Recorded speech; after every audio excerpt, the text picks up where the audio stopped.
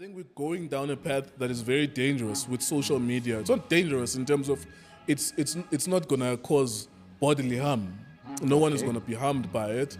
But I think we're going down a treacherous path with football where I think the fans are drilling it down to siwinile, yay, like, and then abaluzile osiluzile bakhale, like it's now binary. There's no nuance. It's like, yo, okay, says ukuthi niwinile mara the referee gave you 4 penalties in this game and 7 red cards in this team. Are you not concerned about that? Do you not think that if someone pays him, he can do it to your club as well? Stuff like that. There was a point where Laduma was selling 500,000 newspapers in the country, so that if you have 1 rand 50 every Wednesday, you could buy that. And then it went down to 200,000, but it was still a significant number. And then with COVID, I think it went down to the tens of thousands. You know, so it was always in our eyes a big institution. I remember when I walked in the first time at Laduma, I was with people who used to write interviews or do interviews I would read in high school. Masebe Klina, Vuyani Johnny, Clint Roper, all of these guys. Because if you remember, we had Abozola, Criselda Kananda, DJ Spoo was there as well. Penny Libiane. There were a lot of people there, talented people. And there were a lot of young people who made the mistake of thinking that they've arrived. And my assumption when I walked in there was that I am nothing compared to these guys. Although I knew that I'm talented. Like I know that I can clean the floor no matter how famous you are with talent and work ethic. I could read documents and watch hundreds of hours of video. I know that you can't do that because you're a star. Walala wasala, walala wasala, walala wasala, walala wasala, walala wasala, walala wasala, walala wasala, walala wasala, game changer, walala wasala, game changer, walala wasala, game changer, walala wasala, game changer, walala wasala, game changer, walala wasala, game changer, walala wasala, game changer, walala wasala. Welcome to another episode of the Game Changers Sports Podcast. I am Skumbuzo Dlamini, the dribbling wizard, Inja Ye Game. This is a platform where we go behind the scenes in the sports industry. And today is no different. Now, the game of football is played on the pitch. However, it is shaped by the voices that speak about it off the pitch. Today, I've got a media pioneer. I've got someone who loves football, who lives football. He has dissected the sport at Laduma. He's also brought fans closer to the game at Massiv Metro, and he has revolutionized the industry, both the digital as well as the print media through Idiski TV as well as Idiski Times. I've got a game changer with me, Nkululeko, Nkewu. Yes, sir. Welcome, my brother. Thank you very much for inviting me. How is school? It's been a long time. It's been a long time, my brother. When did we work together at Massiv Metro on radio? I think 2019.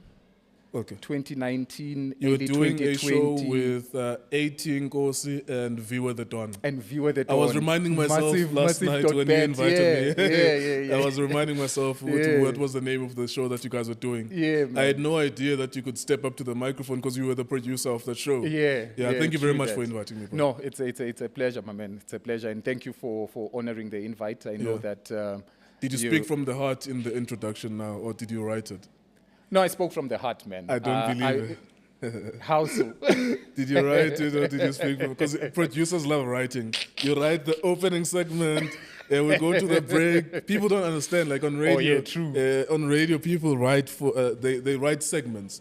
We will do this slot for the news, and then we'll do an interview with Spangmang, and then after that we'll go to the break and so on and so forth. Yeah, the producer's head never leaves you. You know, you still have your sort of your mind map to say, okay, I want to go there.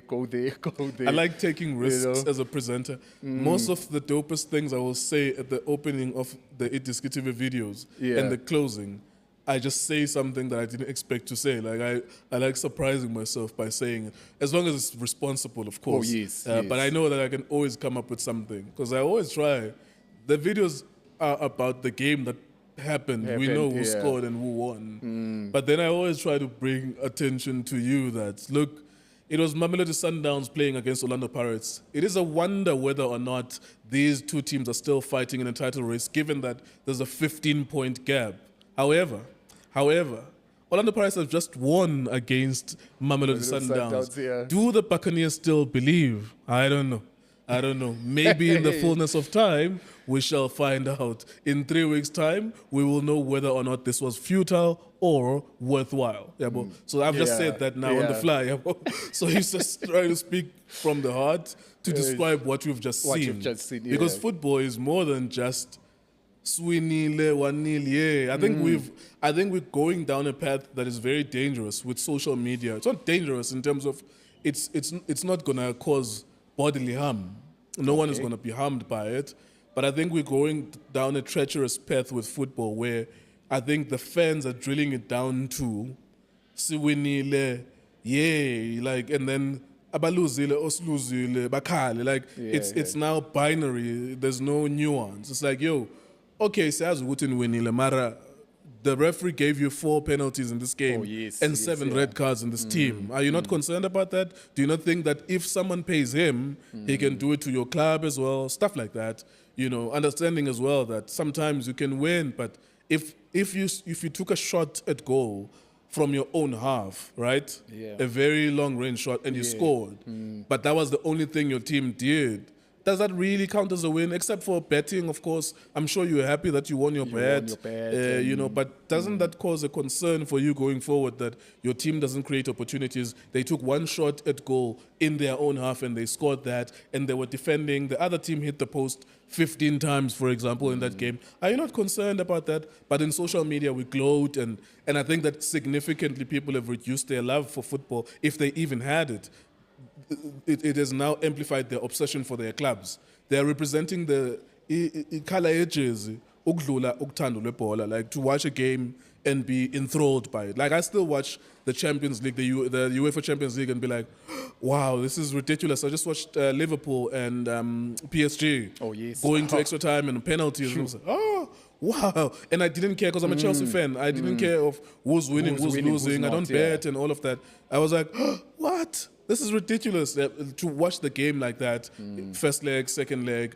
And I think significantly over time, especially with social media, it's showing us that there is more of a, not love, but an obsession with the color. The black and white of Orlando Pirates, the black and gold of Chiefs, the yellow of Sundowns. People are obsessed with that more than they are in love with football. Whereas it is true that if your club did not exist, football would still continue. Like, we've seen with Swallows, football is continuing. People were obsessed with Swallows when we were growing up, right? That was one of the big teams. Jomo Cosmos was one of the big teams. But because they're not in professional football, it hasn't stopped. Amazulu were once not in professional football. They were Tanda Royal Zulu, Zulu Royals, and all of that. But football still continued, you know. So fundamentally, you always should be in love with the sport itself more than you having this lust and obsession with a color, a badge. And I don't know how we can counterbalance that, particularly in the age of social media, because I think it is now true that people, like, they don't even watch the game. They just swinile, so let us go and laugh at the Pirates fans, the Chiefs fans, and the Sundowns fans, and the Liverpool fans. I look at Liverpool this season, they're doing well under Arne Slot.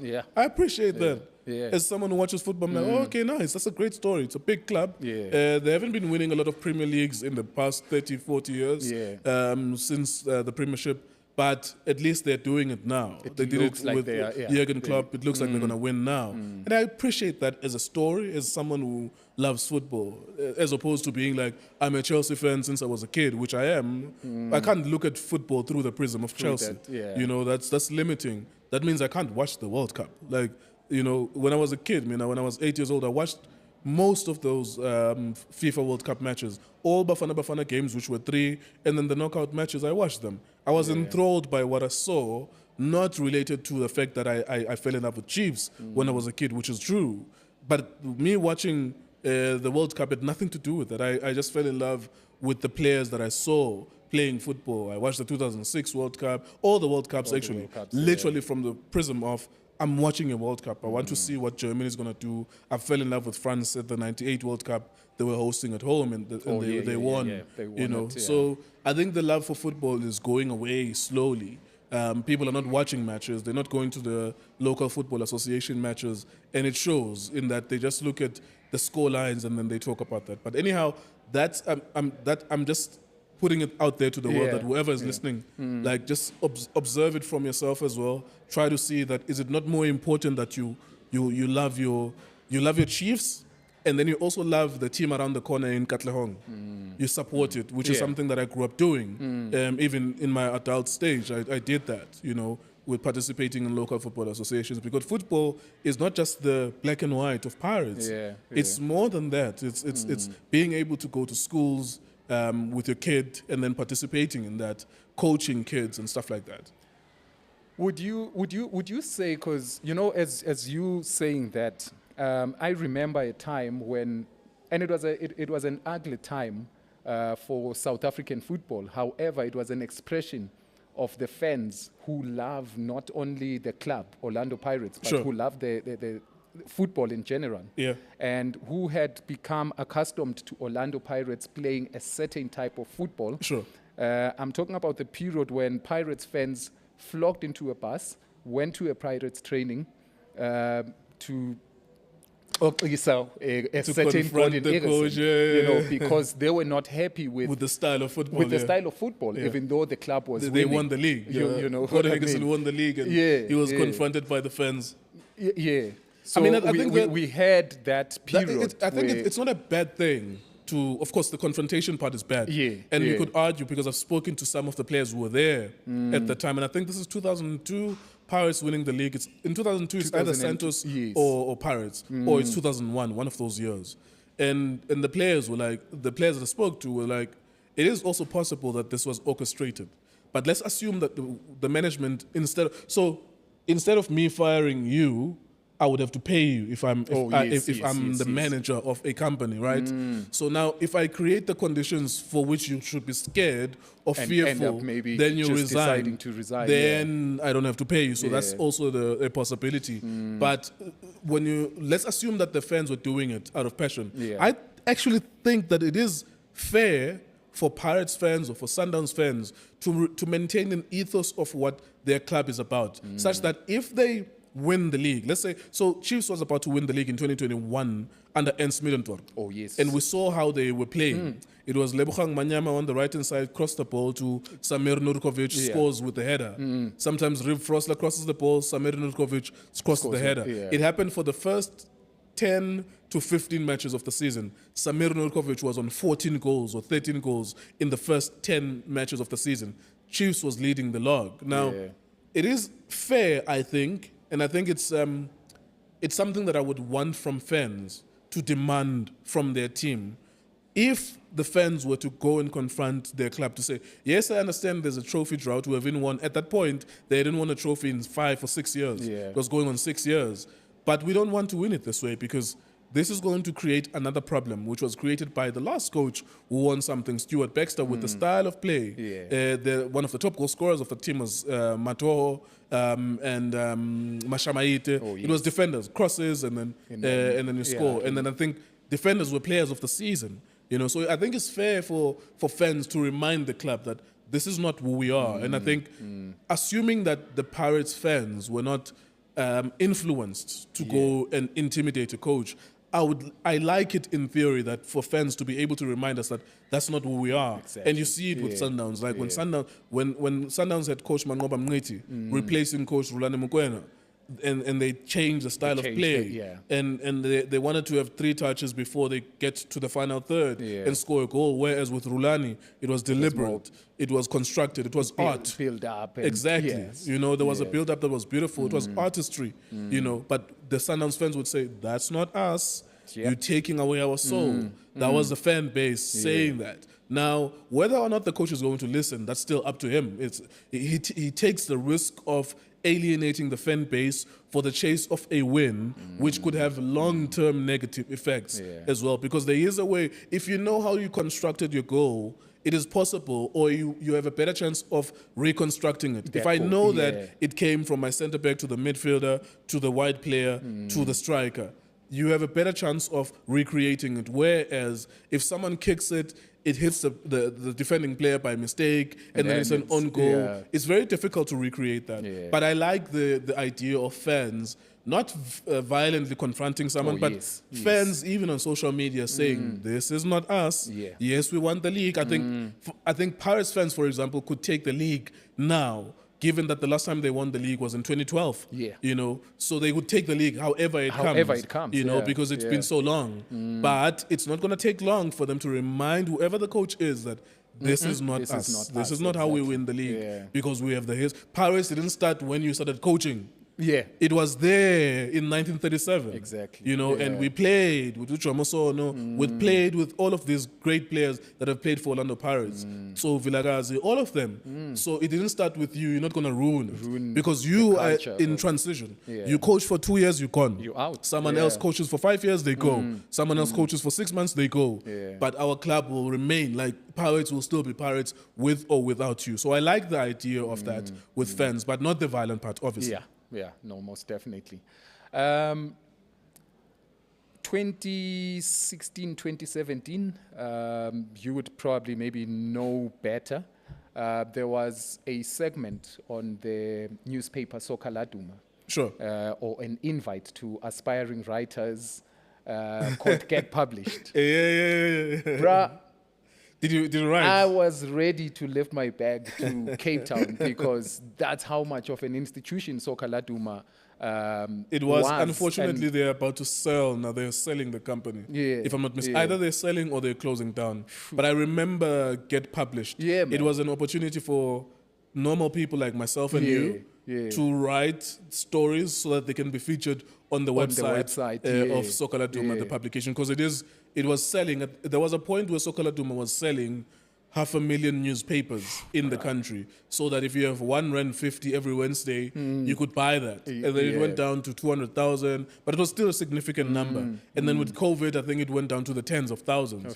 You know, so it was always in our eyes a big institution. I remember when I walked in the first time at Sokola Duma, I was with people who used to write interviews or do interviews I would read in high school. Oh, yes. Masebe Klina, Vuyani Johnny, Johnny, yes, yeah. Clint Roper, all of these guys.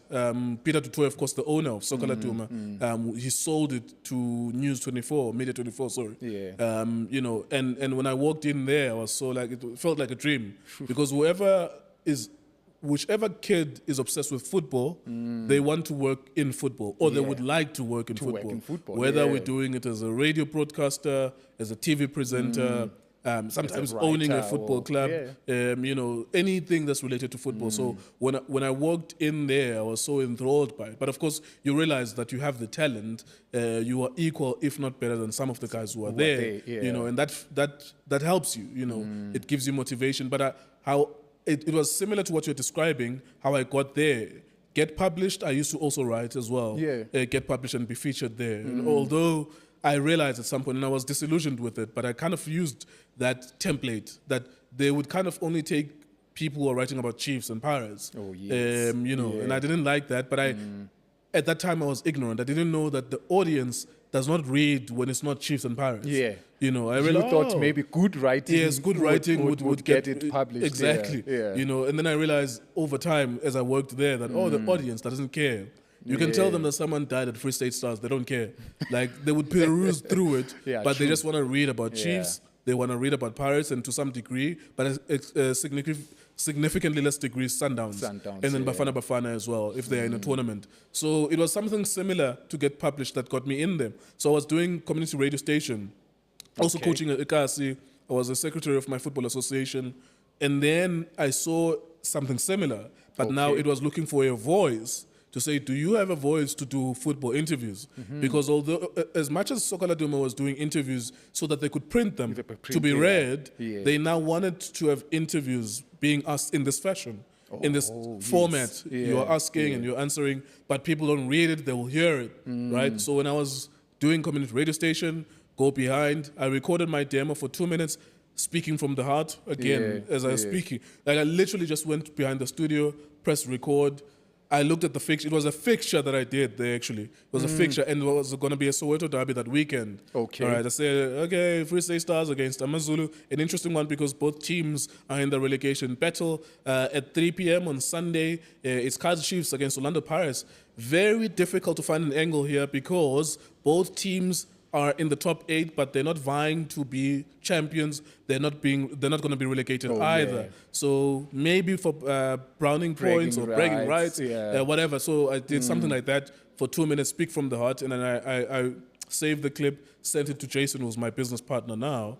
But he was working on You Soccer didn't know Laduma. him at the time. Yeah, exactly. I didn't know him, so I sent it to him, listened to it, and all of that. And then I started working for Soccer Laduma. We started doing these interviews. Get a call back. I got a call back from him, maybe after 2 or 3 weeks. Because it was somewhere in November, December, and the newspapers close in December. In the last 2 weeks of December. So I got a call from him. He said, "Cool, please come through in January." I was working, and I quit my job in January, February of 2017. I was working at a call center. So I was doing 3 jobs. I was working at a call center until 4 p.m., coaching my kids and being the secretary of my LFA for 2 hours, and then doing a radio job from 7 till 8 Monday to Friday. Yeah. So literally, I would get to my house maybe at 11 every midweek, and I liked that because it was kind of. It made me forget that I was working at a call center, although I was getting promotions, doing well there. Yes. But it made me forget that I was doing a job I didn't like, because I didn't like the job. I never even spoke about it in my personal life. It took me a while even to mention it in interviews because I didn't like it. That's why I was doing football stuff and doing radio stuff, just to remind me that I have a dream. Like I want to be in this industry. So you get a call and you say, okay, well done.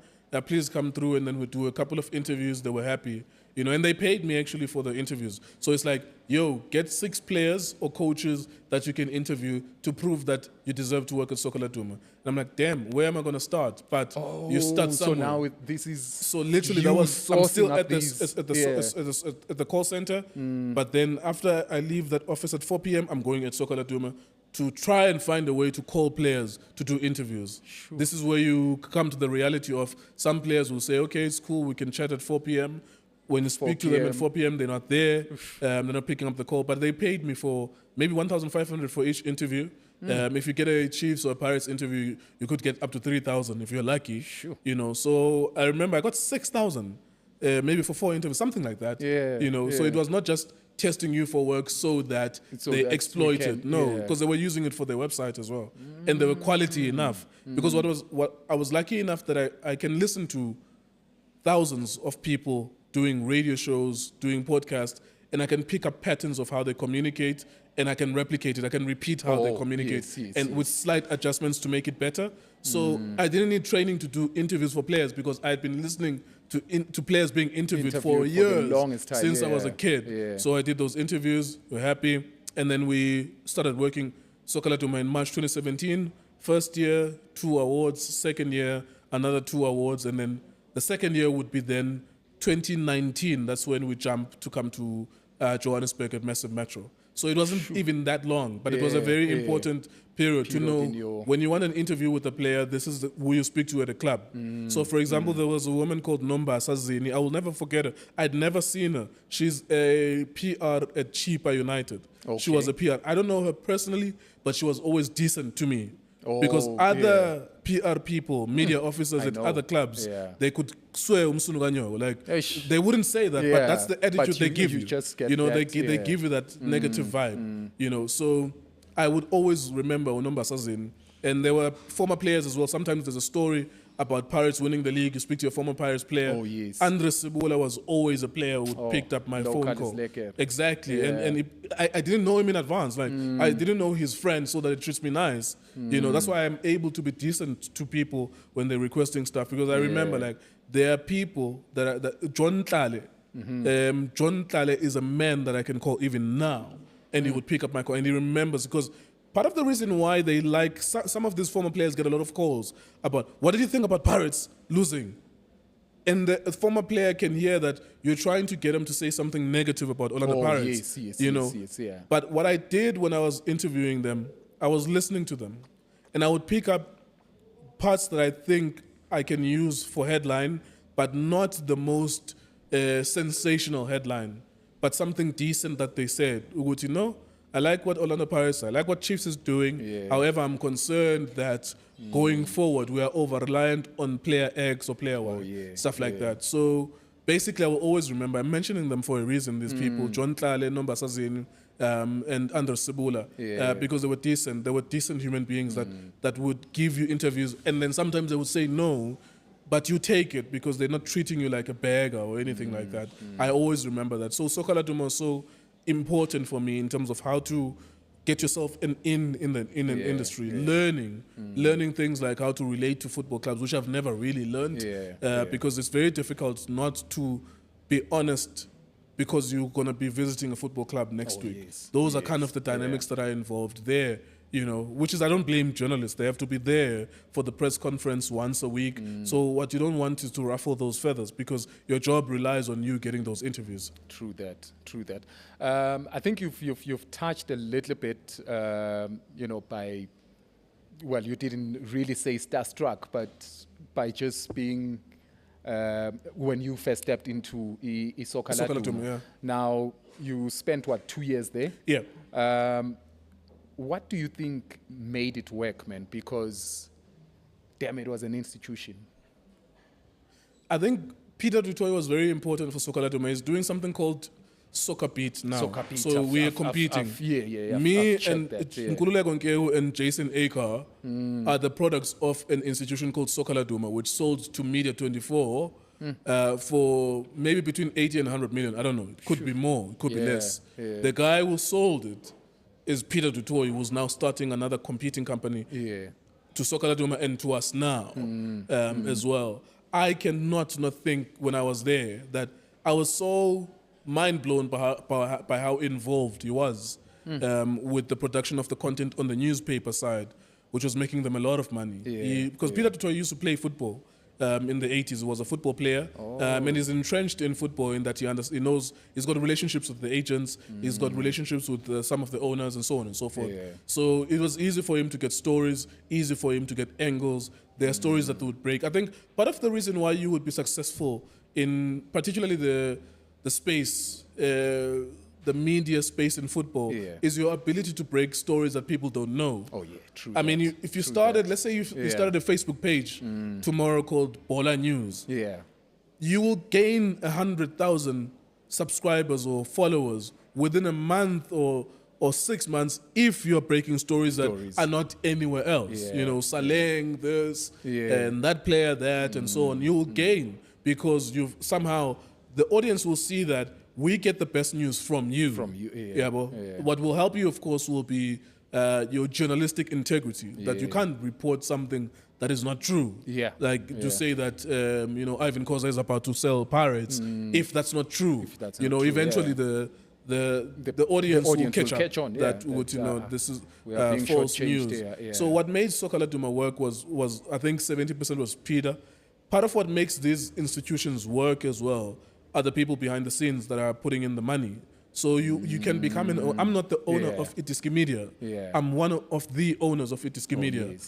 Other owners are the money people, and then others are leading the talent and the content. You know, and if there's 4 entities there, you'll find that 2 of them are people involved in the day-to-day of the office, leading 100 people. But then maybe there's 1 entity or 2 that's behind the scenes, making sure that the money is there for people. Eventually, it starts paying for itself if it's successful, which is Idiski Media is doing that. It's successful, it's paying for itself, but you need the money people behind the scenes. So largely what worked for Soka Laduma at the beginning was Peter, and then of course you have to have journalists. You have to have journalists covering stories, but then over time there was a deterioration because of the digital age, where you didn't need a journalist, although you could have a journalist at the stadium.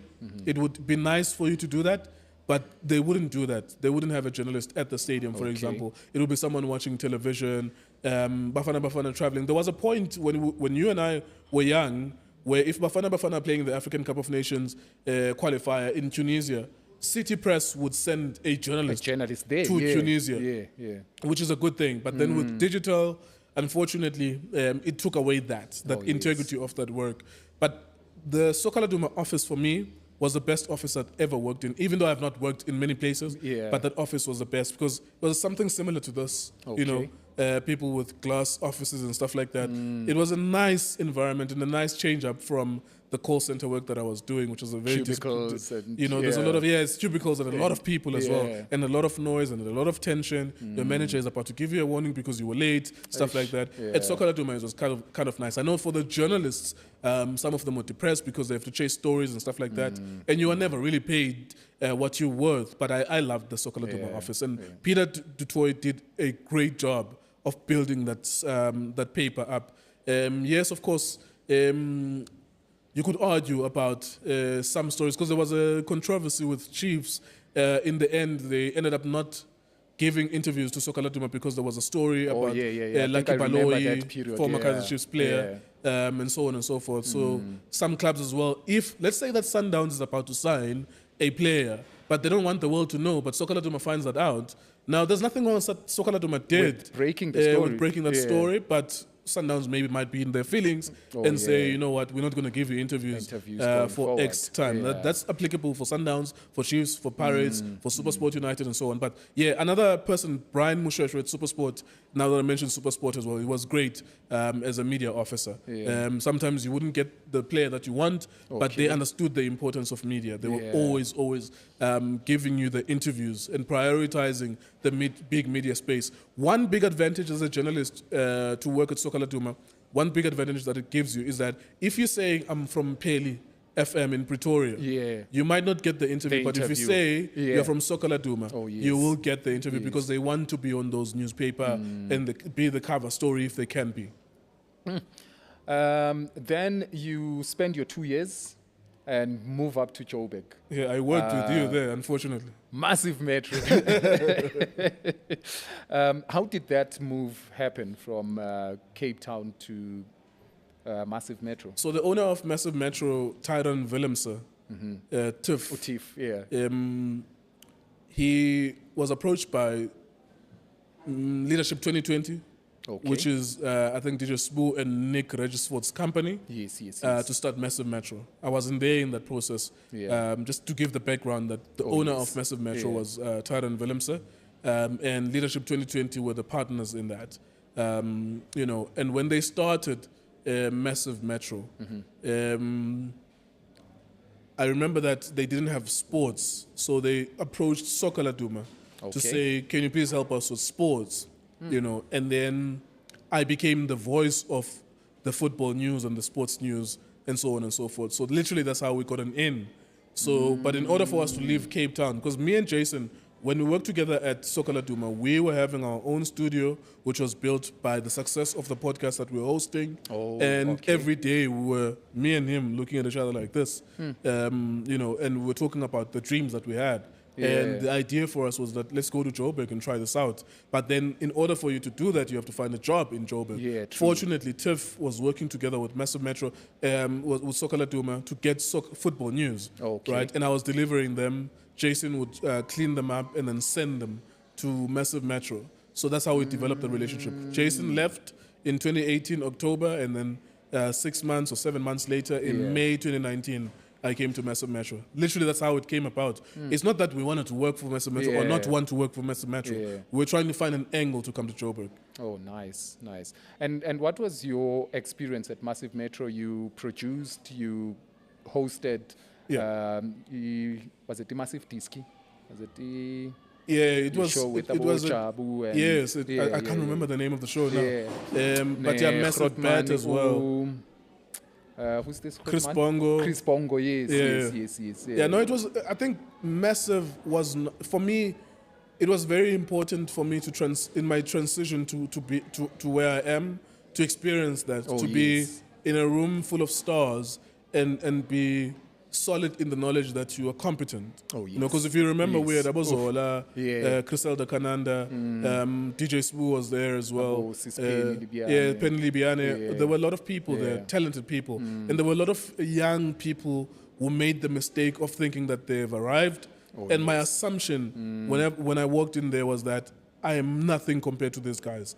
Although I knew that I'm talented. Like I know that I can clean the floor no matter how famous you are with talent and work ethic. I could read documents and watch hundreds of hours of video. I know that you can't do that because you're a star, of course. You know, you're used to being catered to. So I had that in my brain, but I never made the mistake of thinking I have arrived, you know. And I saw that with some of my colleagues there, because they were rubbing shoulders with the guys that I've mentioned, they would make the mistake of thinking that they had arrived. So I was a presenter, producer, head of sports there, spent 2 years. Where Massiv was important for us in the journey that leads to Idiski Media eventually was that we could steal their cars and do interviews to test the concept. You know, so I stole some of their cars myself and Justice, who's our videographer. So 6 years ago, we would steal the cars, go into interviews, upload them on YouTube using the knowledge of how to headline, how to ask the right questions, how to tailor content for an audience that did not exist because we had 0 subscribers. After uploading one video, suddenly we have 10,000 subscribers. So the thing that I was reading about works. So that was important for the Massiv part was important that we could use their vehicles.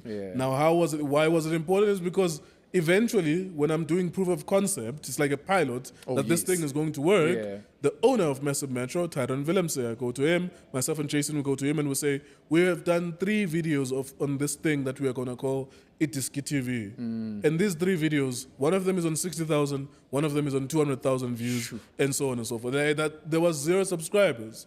But then you're using the know-how that you're learning. How do I ask questions? How do I do headlines? How do I take clips and spread them across social media so that people can then go to my YouTube channel? You know, so we did that with Justice. And the rest is history. Massiv was also important for me for another thing as well, that just to revive my interest in radio, and also understand where South Africa is with regards to online radio. Because if you remember, when Massiv Metro was a thing, Touch HD with Thibaut Touch was also a thing. Gareth Cliff Central as well was a thing. All of these people were leaving SABC to start their own online radio stations, you know. So as we were doing those shows, I wanted to test whether or not there's any engagement from the audience, and there was none. It kind of told you that there's no point of starting an online radio station in South Africa. Now, I can start it with the audience that I have with Idiski TV, and Idiski Times now. So literally, the idea was to go and build your base, make sure that there's 100,000 people that are always obsessed with what you do.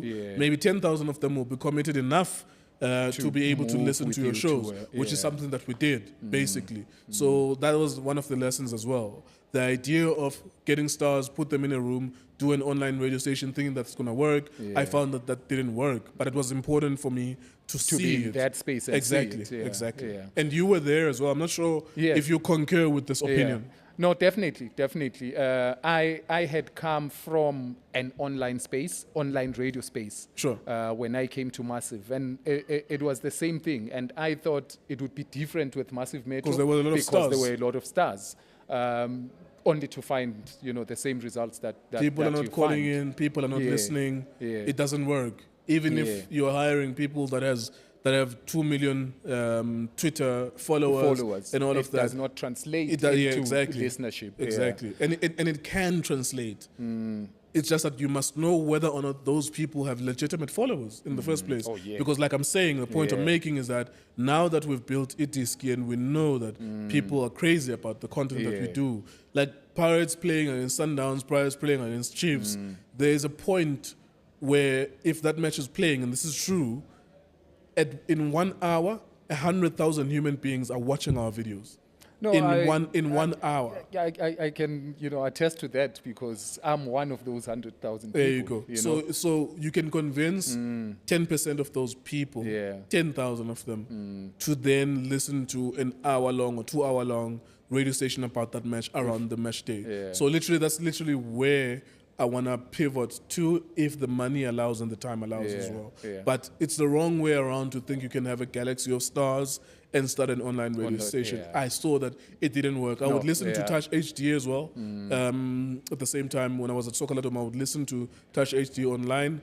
There was no participation from the listenership. the listeners, And over time, of course, you end up not making money because there's no listeners. And over time, it has to close down as a result of that. So that period of people studying their online things and me being involved in one of them as well, I learned a lot. So Massiv Metro was a very big learning curve. And of course, even doing TV for the first time, Willem Lehong, who I was producing on the radio show, would invite me to his show, the morning show on ETV.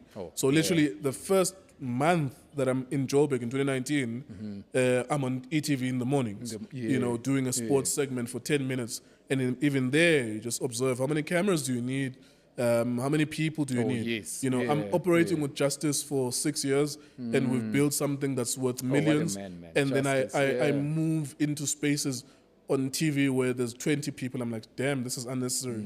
But then I would calibrate that do we need that? Or can I do it with one person or two other people? And we learn these lessons along the way. Massiv was important because Willem Lehong would invite me to go to his ETV morning show as well.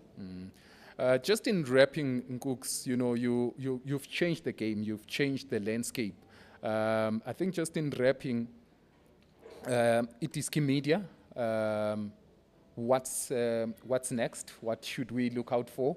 As well as just maybe briefly the importance of independent media for South African sport, not just Idiski, but for South African sport, because we've always had either the public broadcaster as a voice or one independent media as a voice. So how important is independent media in the growth of his sport, as well as maybe if you can let us in on what we should look forward to in terms of Idiski Media, if it's stuff that can be revealed.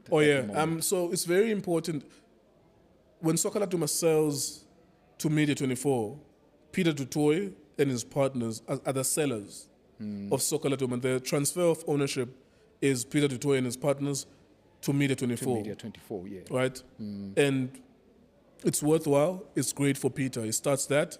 There's a reason why Peter Dutoy, because when you sell your business, there are lock-ins, right? There are obligations that you cannot now come back to the same industry and compete with us. Yes. Maybe for 2 years or for 3 years, whatever you sign, right? Yeah. There's a reason why Peter is back doing Soccer Beat and is also successful, right? Now, I say that to say, like, even us as African people, we can do that. Like, it's not enough just to be on Idiski Media commenting like or hate. Like, you can be an owner too. Like, the importance of being an independent media owner is such that it's not reserved for certain groups of people.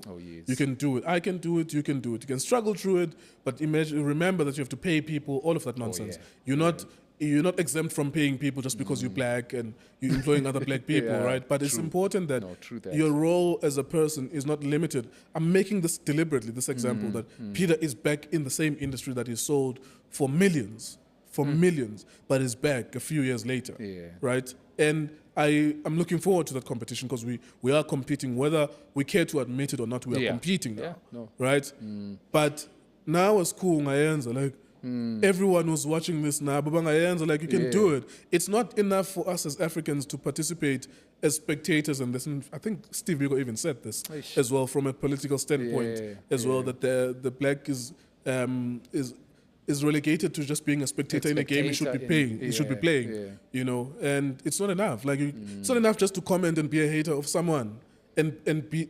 You become that thing that you are commenting on things. You can be an owner too, and I like that there's an emergence of Amafen's Way to TV and other media platforms as well who are emerging in the space, right? And I think we need to start them. We need to make mistakes. We need to start some of them. Sponsorships are started and then they fail, and some of them they thrive. And we should do that even with media as well. With regards to Idiski Media, and what to look out for. So, Idiski Times, our publication, is sent to 20,000 people per week on WhatsApp. You can download it as a PDF. You don't have to pay for it. It's free. It's sent to 20,000 human beings in this country. every week on Tuesday without fail. Those people started at 5,000. Some of them, there were 1,000 people at some point. Now it's 20,000 human beings, you know. And we are looking to grow that to 100,000 people, you know. And there are millions of people who watch Idiski TV per month. And we branch out to TikToks and all of that. But what I really wanted to do at the beginning of this year was even last year, either do something on television with the public broadcaster or SuperSport. I genuinely wanted to do that. Alternatively, if we cannot do that, the number of people who watch Idiski TV videos during match day, they can watch those videos, and when they're done, they can watch a show that we do live during that period, having an extended conversation about the match for 2 hours, more than just those 10-minute videos, 15-minute videos, you know. We have a show where we talk like this and we are live. And people are calling in and all of that, you know. So that's literally the next step. But of course, you have to pay for it. We're not broke, but we break even. We pay everyone who works for us.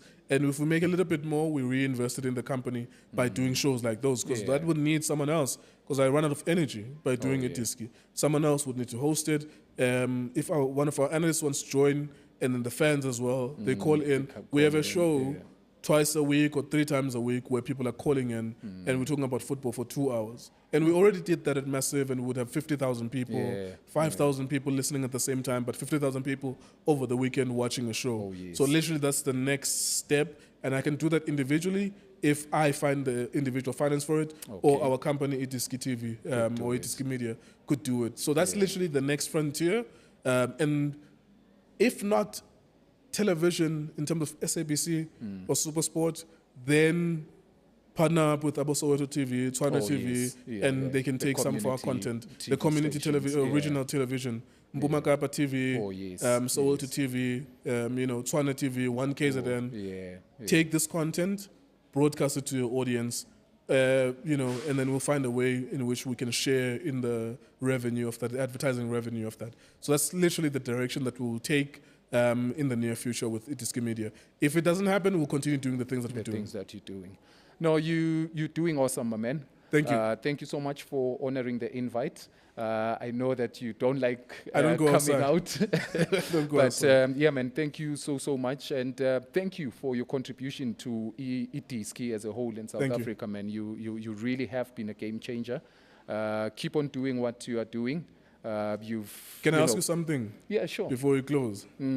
How does it feel to be seated next to a man that you used to work with now that they started something as big as millions of people following it? Because when I was next to you, I was just a talented person, but you could say that I was just an ordinary person. Like what, as you were watching Idiski grow, what was going through your mind, knowing me and you, we were working together. You guys were doing a show after my show. Yes. And we were decent, which is rather we never had any fights. You know that there's nothing abnormal about this guy. He's a normal human being. How did you feel as it was growing and growing and getting... I remember telling a guy, the first videos with, I think it was, I'm not sure if Tso had joined, but for a while, I think it was 6 months later. It was just you and Junior Kai. Yeah. And I said, I've always knew that this guy would go far. Firstly, because he's got balls to... I've sat with you in production meetings, those weekly production meetings that you hated. I've had a confrontation with someone in those meetings, right? Damn. But you know what's interesting is that I never... Once that ends in that meeting, I don't talk about it. It's ended there. It's ended I don't there, know to the other person whether it continues. But I've always seen that thing with you, that you are knowledgeable within the sports, but you are also innovative in terms of your thinking. So, and you don't drink. Oh yeah, that's a very huge advantage. That's a huge advantage. Yeah. You know, if you don't drink and you don't smoke, so it's yeah, a huge man, I advantage. wouldn't have imagined the extent at which, or the growth at which Idiski Media or Idiski TV has gone into just over a short period of time. But I've always seen you thriving in whatever you touch because of your work ethic, because of your focus, and you know, standing your ground and knowing exactly what you want, what you don't want. It doesn't fly. Thank you so much. I appreciate those words. It's weird just to hear it from a different vantage point because we know each other. So Yeah, it's very like to see someone become an unknown rapper to become a Casper Nyovest. Yeah. You know what I'm saying? It's like, and if like- you were there next to him Like, when he was dude. an underground rapper, Yeah. I'm sure like it's like a trip. No, 'Cause you sometimes know that the guy is sometimes normal. you see it. Sometimes you see it. You know, it's just an issue of time. But you know the people that we were with. Abo Maloya, Yes. he's with Soweto TV. Yeah, He's doing yeah. awesome things. Fence at 5FM. He's at 5FM. He's doing Justice awesome is doing things. Justify, Justice is doing 100,000 So there are subscribers. that group of people that you can identify when you are within a space that, you know, Itumeleng Banda is on SABC. is on SAPC. Yeah. Exactly. So, yeah, man, there are those that you've always can see that given an opportunity, they're going to go far. There you go. Yeah. Thank you for the invite. Enkosi bhuti wami, man. Thank you so kakhulu. much. Nithini kuba ngesiXhosa? Ixesha lityiwe? Something of that nature. It has been another episode of the Game Changers Sports Podcast. Thank you once again for tuning in. Do remember to like, subscribe, and share the content on our platforms and follow us on social media. Until the next one, Ma Africa. Agwan. Walala wasala, walala wasala. Game changer. Walala wasala. Game changer. Walala wasala.